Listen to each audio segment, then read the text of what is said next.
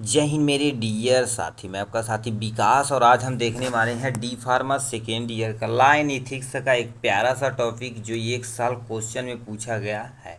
इसमें हमसे क्या पूछ दिया गया है, right A note of the drugs technical यानी एडवाइजरी बोर्ड के बारे में आपको लिखना है। ठीक है, तो यानी जो अब जिसे हम क्या बोलते हैं DTAB। डी से क्या हो जाएगा ड्रग्स, टी से टेक्निकल, ए से एडवाइजरी, बी से क्या हो जाएगा बोर्ड।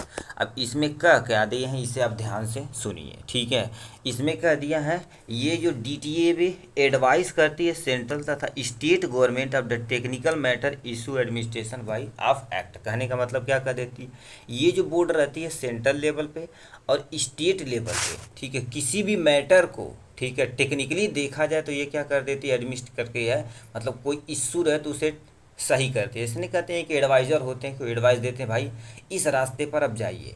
ठीक है, उधर से आपका ड्रग्स से रिलेटेड कोई भी प्रॉब्लम होती है तो ये एडवाइस करते हैं आपको, सेंट्रल लेवल पे हो या स्टेट लेवल पे, यही आपको गाइड करते हैं। DTAB, ठीक है, मैक मॉडिफिकेशन यानी amendment act by constituting the board. कहने का मतलब DTAB जो होते हैं ये यानी मॉडिफिकेशन करते हैं किसी भी एक्ट के अंतर्गत। अमेंडेंट मतलब उसमें कोई त्रुटियां हैं उसमें सुधार लाने का काम BTU ही कर यानी DTAB ही करती है। जैसे मान लीजिए आप कोई चीज़ कॉन्स्टिट्यूएंट बना दिए, एक्ट बना दिए, तो उसमें हमें जानते ये त्रुटियां हमें है, तो उस त्रुटियां को सही करने के लिए हम क्या कर देते हैं, DTA बोर्ड के पास जाते हैं। और ड्रग्स में एडवाइजरी बोर्ड है तो ही क्या कर देती है, उसमें एडवाइज करती है, फिर अमेंडेंट को भी वो चेंज कर सकती है।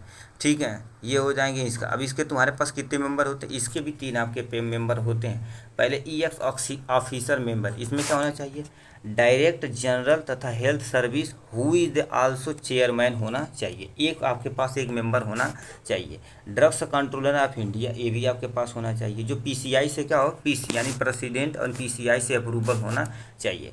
PC यानी प्रेसिडेंट ऑफ MCEI मेडिकल, ठीक है, मेडिकल काउंसिलिंग ऑफ इंडिया के अंतर्गत होना चाहिए। ठीक है, फिर क्या लिखा, डायरेक्टर जो होना चाहिए इंडियन वेटनरी मतलब जो किससे रिलेटेड हो, ठीक है, जानवर से रिलेटेड हो।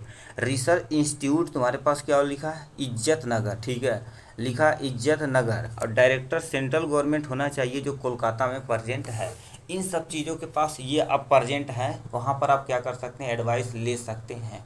अब इंडियन में किसी की तरह सुधार लाना है तो यहाँ पर भी सेंट्रल लेवल पे और ठीक है स्टेट लेवल पे प्रेजेंट है। नॉमिनेटेड मेंबर में कौन कौन होना चाहिए, 1 पर्सन हुए from the pharmaceutical industry nominated by the central government के द्वारा नॉमिनेटेड होना चाहिए। ठीक है, 2 गवर्नमेंट और एनालिसिस, ठीक है, appoint under act the nominated by the central government, मतलब कोई 2 ऐसे पर्सन होना चाहिए जो एनालाइज होना चाहिए और अपॉइंटमेंट देना चाहिए किसी भी सेंट्रल लेवल पे, सेंट्रल गवर्नमेंट के लेवल पे देना चाहिए। 2 पर्सन ऐसे होना चाहिए जो ठीक है, एमोंगेस्ट, ठीक है, person who are in charge of drugs the control agency और state nominated by the central government के द्वारा होना चाहिए। ठीक है, ये होना चाहिए नॉमिनेटेड मेंबर के अंतर्गत। और एक होना चाहिए जो इलेक्टेड मेंबर के अंतर्गत होना चाहिए। इसमें क्या होना चाहिए, ए टीचर इज द, ठीक है, pharmacy in pharmaceutical chemistry pharmacognosy one हिडिक on the staff of university elected by the executive committee pharmacy counselling of India. यानी PCI के अकॉर्डिंग देखा जाए तो हर एक सब्जेक्ट के लिए एक प्यारा सा टीचर होना चाहिए जो स्टाफ में प्रेजेंट हो, और हर एक सब्जेक्ट के लिए, जैसे फार्मास्यूटिकल केमिस्ट्री कोई पढ़ा रहा है दूसरा कोई टीचर पढ़ाए, कोगुनो से कोई दूसरा टीचर पढ़ाए। ऐसा कि नहीं कि मतलब एक ही टीचर सारे सब्जेक्ट को लपेट रहा है, ऐसा होना नहीं चाहिए। 1 person elected by the counselling of Indian pharmaceutical chemistry association, यानी क्या होता है, एसोसिएशन होना चाहिए। ठीक, फिर क्या 1 पर्सन इलेक्टेड कहाँ होना चाहिए, काउंसिलिंग ऑफ इंडिया और तुम्हारे पास मेडिकल एसोसिएशन के अंतर्गत होना चाहिए। ठीक है, तो ये हो जाएगी इलेक्टेड मेंबर के अंतर्गत। ठीक है, अब यहाँ से लिख दें इसका काम एक्चुअली में क्या होता है।